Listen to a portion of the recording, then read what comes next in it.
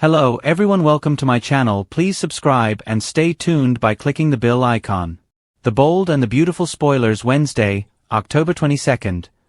Deacon's choice enrages Sheila. Deke questions Remy. The Los Angeles daylight streamed through the grand windows of the Café Il Giardino as Deacon's shop arrived, thoughts heavy and heart-pounding. He'd asked for this meeting with Sheila Carter, not to rekindle the past so much as to confront the fracture that had opened in their union. Sheila sat at a corner table, fingers curled around her coffee, her eyes red-rimmed, voice trembling as the moment of reckoning arrived. "Deacon," she began softly, "please, don't shut me out. We can fix this. You and I, we still have us." He leaned against a chair back, his posture stiff. "Sheila, you know what you did," he said quietly, "and it's not just what. It's the secret keeping. The trust you asked me to place in you, I don't know that it's still there." Sheila's lip quivered. "I lied about Luna. I never intended to hurt you. You saved me once, Deacon. Pulled me back from all that darkness. Can't you believe that I'm trying now?" He shook his head. "Belief is easy when everything is on display. But decisions, actions, they matter more now. You think I'm doing something wrong because I'm seeking help from Taylor Hayes, and that I might be handing our marriage over to someone else."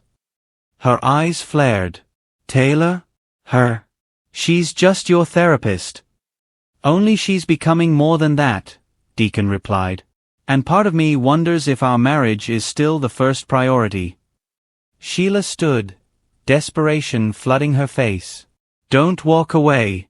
I'm here. I'm fighting for us." And as he turned to leave, the cafe settled into silence, Sheila's plea hanging in the air, Deacon's choice echoing in the distance. Meanwhile, across town, Deke Sharp strode into the hallowed halls of Forrester Creations for his first official day. His dream had come true, work in his sister's fashion line, be part of the legacy. He was excited, practically buzzing. And waiting for him was Remy Price, ready to celebrate. "Deke," Remy greeted, giving him a firm hug. "This is your moment. Your line. Your chance. I'm proud of you." Deke smiled, but as the day progressed and he mingled with other designers, he couldn't shake an uneasy thought. Remy had asked him not to mention Remy's name in the office. Not to introduce him. Not to acknowledge him publicly. At first Deke shrugged. "Okay, fine," he thought. But as the morning wore on, his curiosity pierced him. They slipped away for coffee during the break. "Remy, can we talk?" Deke said, calm but pointed. "Sure," Remy answered, but there was something in his eyes, a flicker of defense. "When I told people today I was working here, I felt like something was missing. Like I couldn't share my full life. Why don't you want me to mention your name at Forrester? Is there something I'm missing?" Remy inhaled. "Look, today is about you. Your future. Your success. That's what I want." Deke took a breath. "I get that. And I appreciate it. But we're in this. Isn't that worth being real about?" Remy's jaw tightened. "Some things are better left quiet. Trust me." Deke's brows furrowed. "Trust isn't about silence, Remy. If there's something you're hiding, I deserve to know." Remy's stare softened, but the words were still withheld. "I care about you. I'm proud of you. But this has to wait." Deke's silent question hung between them. And as Remy walked away to take a call, Deke watched him go, trouble storming behind his eyes. Back at the cafe, Deacon's decision weighed on him.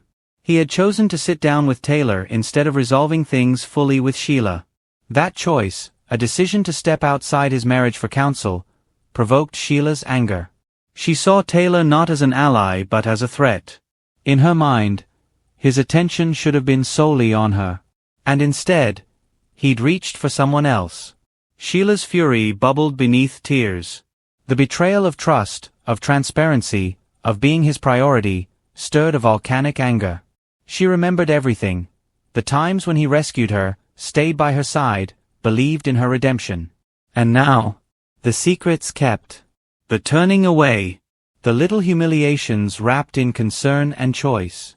She clenched her fists. She wanted him back, but she didn't just want him back as a husband. She wanted him back as her man. The one who had looked at her and believed in her when no one else would. Yet, Deacon's heart wasn't as simple anymore. He had love, history, hope for redemption, but he also had doubt. And when doubt takes root, sometimes only a radical change will shake the system free. Across town in the bustling workspace of Forrester Creations, Deke tapped at his laptop, but his mind raced with something else entirely. Remy's evasiveness haunted him. The office chatter, the laughter of designers, the scratch of fabric, all seemed to fade into the background as Deke replayed Remy's question avoidance. He wondered, what was so secret? What did Remy fear? Was the past coming to pull both them under? And what if this secret wasn't just about Remy, but about Deke? Deke's career. Deke's reputation.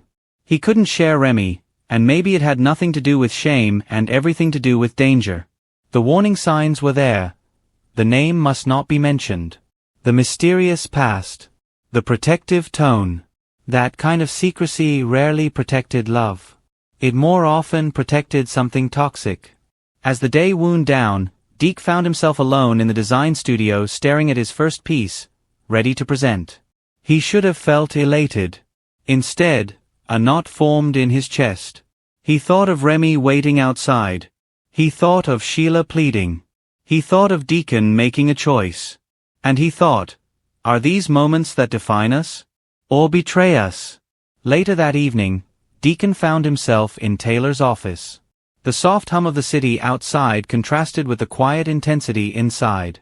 Taylor offered a gentle nod. You told me this is about trust, she said. Not just in Sheila, but in yourself. He stared at his hands. I believed in her. I believed we were beyond the mess. But this secret about Luna, I can't pretend it didn't happen. And now I don't know if I believe in her. Taylor leaned forward. Redemption's possible, but only if she meets you where you are. Can you trust her? Or is this the moment you realize you deserve someone who doesn't require you to heal them? Deacon's jaw clenched. The question echoed louder than any argument he'd had. Because trusting someone else often means trusting that you will never have to doubt them again. And maybe he knew, maybe he feared, that he already had. Meanwhile, Remy walked alone through the city streets, cell phone in hand, hiding his profile, head low. He knew the weight of silence. He knew the cost of exposure. But he also knew what he was protecting. As the sun set, he paused, looked at the skyline, and whispered, not yet. He couldn't yet tell Deke. He couldn't yet risk the reveal. But the clock was ticking. In the end, Wednesday's episode brings us to a crossroads. Sheila sees Deacon's movement toward Taylor as betrayal. He views her pleas not as proof of change, but as proof of desperation. Their marriage teeters. Deke celebrates the dawn of his career. But the night brings shadows of uncertainty, about his boyfriend, about what should be shared, about what secrets lie ahead. Remy stands guard over a hidden past, perhaps noble, perhaps dark, but secret nonetheless. His love for Deke is real, but the walls around that love are high and uninviting. Which path will they choose? Will Deacon walk back to Sheila with a heart open, and risk the old wounds reopening? Will Deke accept Remy's silence, or demand the truth, no matter the cost? And will these choices blur lines between love and self-preservation, between loyalty and growth? If you like the video, don't forget to like, comment and share.